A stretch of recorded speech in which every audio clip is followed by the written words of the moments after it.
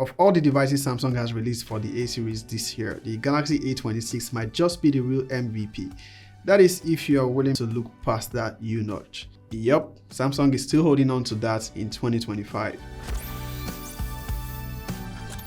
Yeah, I know this review was long overdue. I've had this with me for at least a month and I like the fact that you guys have been asking me for it. Some were even aggressive about it. But that aside, let's get on with the review. Here's the thing about the A20 series. I've always considered them as the midpoint between the lower and higher A series devices. They are not quite budget, they are also not quite mid-range. It inherits the Exynos 1380 processor from last year's Galaxy A35 and then brings some premium touches from the older siblings like Gorilla Glass Victus Plus, not just on the screen but also on the back. I believe no other phone at this price point gets this level of glass protection. But then we also see Samsung clinging to budget features like a U-notch. I'd say not even entry-level phones have that anymore except Samsung, of course. But U-notch aside, the entire spec sheet of this device is honestly impressive considering it has a starting price of around $230. In Nigeria, it retails for about 368,500 naira. That puts it in the same price category as the Tecno Camon 40 Pro 4G, Redmi's Note 14 Pro 4G, and Infinix Note 50 Pro 4G. These are phones available in this region that can be considered direct competitors. We get two memory configurations here, 6 gigs of RAM and 128 gigs of storage, or 8 gigs of RAM and 256 gigs of storage. For the unboxing experience, well, it's a Samsung phone. It's exactly what you'd expect. You get the phone, a USB-C cable, and that's pretty much it. While we're used to this by now, it still stinks a little, especially when other brands are giving you full accessories even on cheaper devices. But let's move on. The Galaxy A26 might not be the flashiest phone on the market, but Samsung flexed just a little. It maintains consistency with the A36 and A56 for the most part. Still looks neat. The refined camera island is present, it feels great on the hands, glossy finish on the rear, plastic on the frame, and premium Gorilla Glass on the front and back. So you could technically say it has some flagship build quality.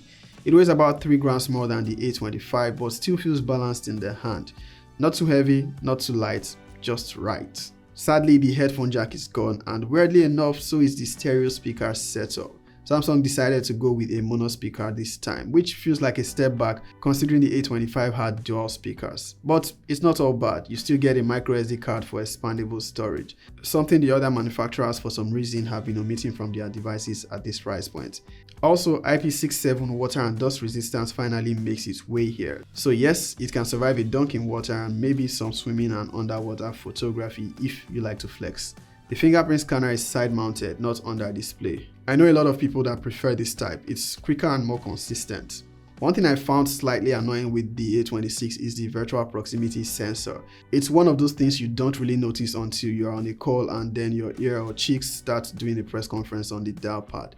This does not happen often, but it can be annoying when it does, so just keep that in mind. The available color options for the Galaxy A26 vary by region. There is black, white, mint, and peach pink. On the display, it can't be stressed enough, a U-notch is not ideal in 2025, but whether that becomes your deal breaker is entirely up to you. I don't think it affects the overall user experience nor the display quality. The screen is a 6.7-inch Full HD Plus Super AMOLED panel, slightly larger than its predecessor. Bezels have been trimmed so it looks less annoying.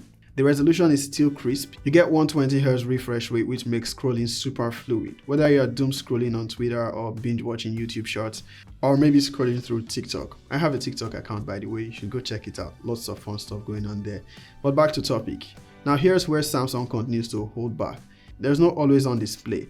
We really have no explanation why, they just left it out as they've always done for this end of their devices. But apart from that omission, this display is classic Samsung. Colors are vivid, brightness is strong, viewing angles are great. Basically all the things we've come to expect from Samsung displays. You really won't find anything to complain about when it comes to visual quality. Software is one of the strongest points of the A26. Out of the box, you're getting Android 15 layered with Samsung's One UI 7, which has come a long way, and with this latest version it is smoother, it's cleaner and easier to navigate, especially after the latest software patch. Before that, I had some complaints about delays in the software, but since that update, it has been mostly hitch-free. Sure, there's the occasional stutter or animation lag, it's not a flagship after all, but overall, the UI is stable and intuitive. I found it interesting that the A26 had less bloatware apps than the rest of the A series I've handled. Also worth noting, Samsung promises 6 years of OS updates. That is a huge deal and none of the competition offers anything close. The most you get is 3 major software upgrades. That awkward navbar placement issue we saw on the A26 and A36 is not present here, likely because we're not dealing with an optical fingerprint scanner. And if you like tweaking your phone's look and feel, good luck works here too. It's available on the Galaxy Store and gives you access to all sorts of UI customization tools. If for any reason you don't find it on the Galaxy Store, you can install from a third-party source and it will work just fine. These days, AI is a bragging right, so we have to talk about it. Samsung kept things simple. You get a few useful tools, but it's not as much as we see from the likes of Tecno and Infinix. We got Object Eraser, Circle to Search, and AI Select for intelligent text and image selection. And that's about it. Under the hood, you've got the Exynos 1380, the same chip found in the Galaxy A35. That's a good step up from the 1280 found in the A25. In day-to-day use, it is fast, responsive, no overheating in my experience. Some markets still get the old 1280 version, but luckily for us, we've got the better 1380. Now, as far as this region is concerned, it's the only one offering 5G when compared to its direct competition. That gives it a major edge over phones like the Redmi Note 14 Pro, Camon 40 Pro, or Infinix Note 50 Pro, none of which support 5G here and they are in the same price category. I know these devices have 5G versions, but they are not available in this region and their 4G versions are priced around the same as the Galaxy A26. Still on performance, gaming-wise, Call of Duty Mobile runs at max frame rate when the graphics is set to low. You can get very high frame rate when set to very high graphics. PUBG Mobile can go as high as ultra frame rate with HDR graphics and up to extreme frame rate when the graphics is set to smooth. I also tried the new Delta Force game and it played very well. I go on to say for gaming at this price point when it comes to new phones, the A26 is right up there. You're getting better performance, higher frame rate and smoother gameplay than anything you can find on most of the phones in this bracket. Again, solely based on phones available in Nigeria officially. The battery on the A26 is a solid 5000 mAh, not much has changed here. Charging speed caps at 25 watts, which is decent but not spectacular. No upgrade to the 45 watts charging we saw on the higher A series. Battery life is standard, nothing exceptional. Now depending on your usage, you can get a day out of it, but I believe it can be better optimized. Heavy gaming or 5G use might wear it down quicker, but it's manageable. On camera, Samsung stuck with the same configuration as the A25. 50 megapixel main camera, 8 megapixel ultra wide, 2 megapixel macro, 13 megapixel front facing camera. In daylight, the photos are sharp, dynamic range is solid and the colors pop. Just stick to the right lighting. The ultra wide lens is okay but a little soft around the edges. Macro cameras, well, we don't talk about 2MP macro cameras here. Selfies are good in well lit situations but they fall off quickly in low light.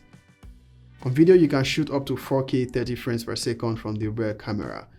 On the front camera, 1080p is the max. The stabilization is decent for handheld shots, I have no complaints. If you're upgrading from the Galaxy A25, you will notice better build quality, IP67 water resistance, smoother UI, although that will also get One UI 7, faster processor. But you also lose the headphone jack and stereo speakers. Now compared to the competition, the A26 offers superior software support, more polished UI, also a 5G processor.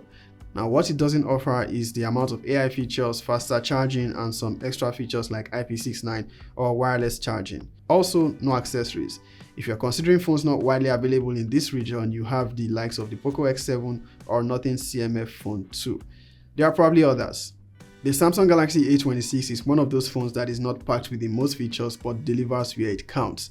It looks good, feels solid, runs smooth and gives you that assurance of long-term software updates. Yes, the U-notch is outdated. Yes, I wish the stereo speakers and headphone jack stayed. And yes, battery life could be a bit better. But this aside, the Galaxy A26 is an easy recommendation. That is all from me. Peace out.